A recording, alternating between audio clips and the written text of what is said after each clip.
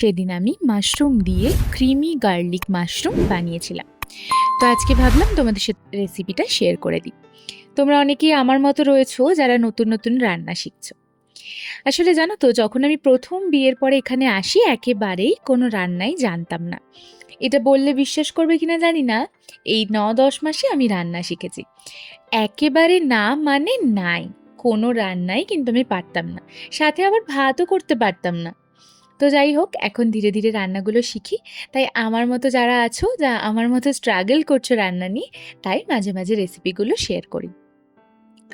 তো এই রেসিপিটার জন্য ফার্স্টে আমি মাশরুমগুলোকে খুব ভালো করে ধুয়ে নিয়েছি, আর তারপরে এই একটা পেঁয়াজ খুব ভালো করে কুচিয়ে নিচ্ছি।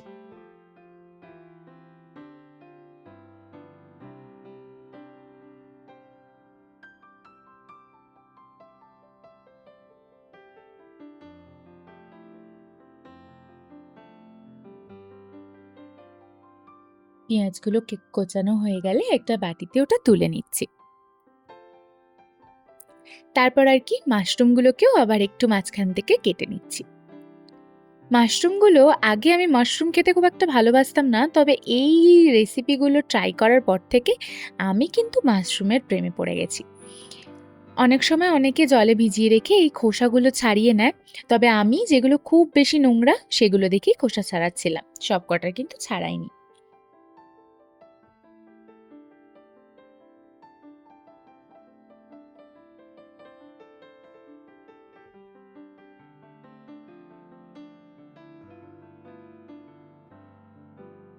তো খোসাগুলো ছাড়িয়ে নেওয়ার পরে ওগুলোকে একটা বাটিতে আলাদা করে নিচ্ছিলাম।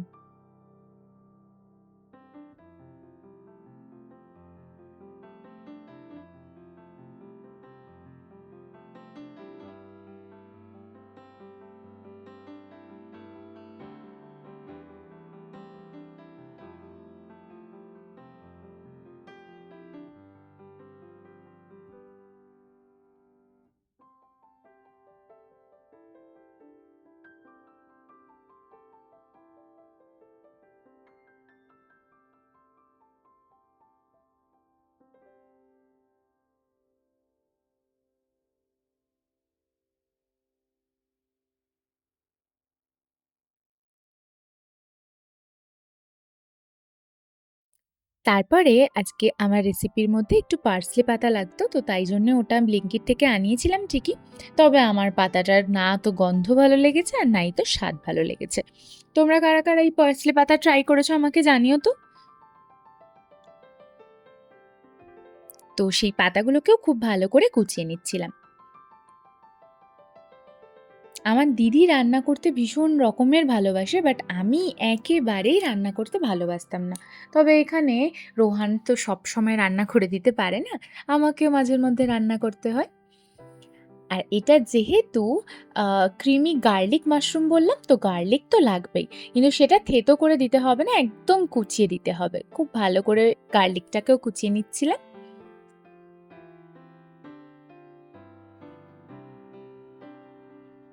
সাথে লঙ্কাগুলো।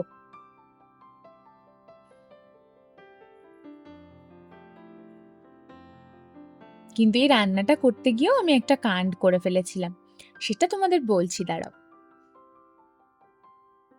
তো যাই হোক, সব কিছু কিন্তু আমার খুব ভালো করে কোচানো হয়ে গেছে। এইবার একটা ফ্রাইং প্যানের মধ্যে একটু বাটার নিয়ে নিচ্ছিলাম। তোমরা চাইলে বাটার আর রিফাইন তেল দুটো মিশিয়ে ইউজ করতে পারো, আমি শুধু বাটার ইউজ করেছিলাম।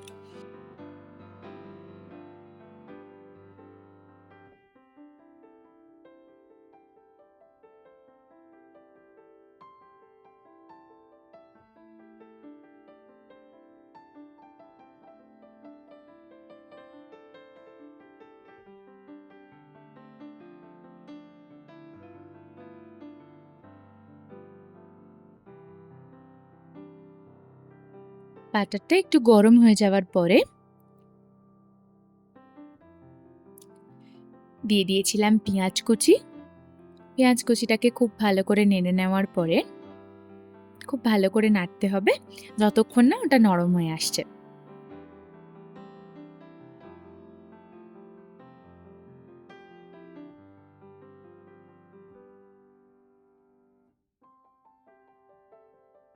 নেড়ে নেওয়ার পরে তার মধ্যে রসুন কুচি আর লঙ্কা কুচিটা দিয়ে দিচ্ছিলাম।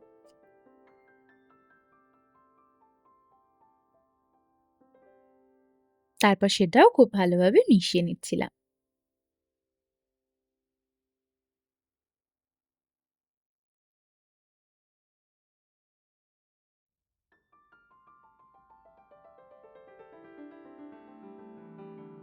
তারপর এই মাশরুম যেগুলো কেটে রেখেছিলাম সেগুলো কিন্তু এর মধ্যে দিয়ে দিতে হবে।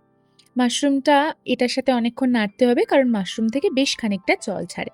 তো জল শুকানো অবধি খুব ভালোভাবে নেড়েচেড়ে নিতে হবে।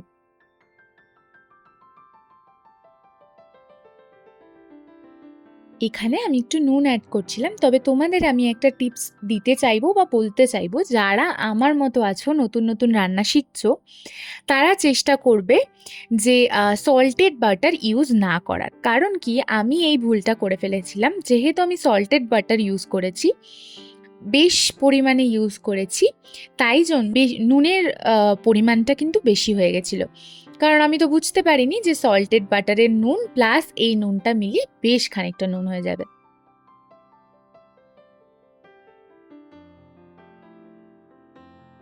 তারপর একটু গোলমরিচ দিচ্ছিলাম।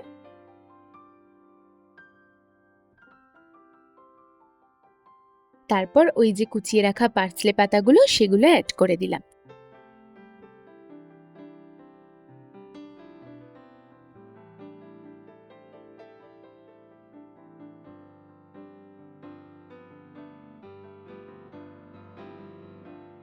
দিয়ে খুব ভালো করে নাড়াচাড়া করে নিয়ে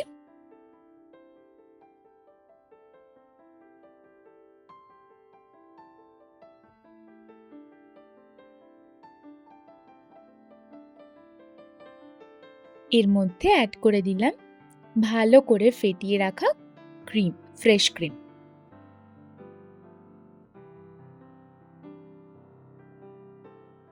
ফ্রেশ ক্রিম অ্যাড করে খুব ভালো করে সবকিছু মিশিয়ে নিচ্ছি।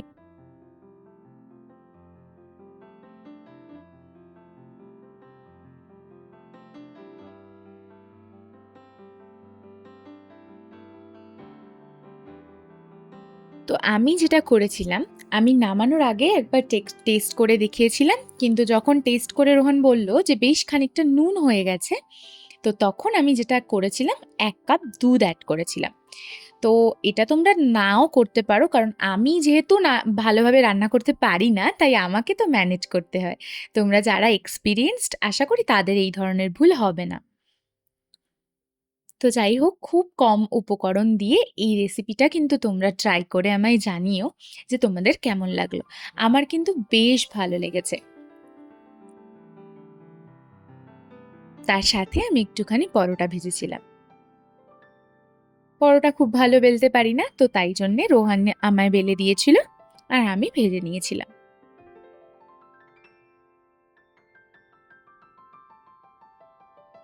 দেখতেও কিন্তু দারুণ হয়েছিল। এবার এই পার্সলে পাতাগুলো দিয়ে একটু গার্নিশিং করে নিলাম।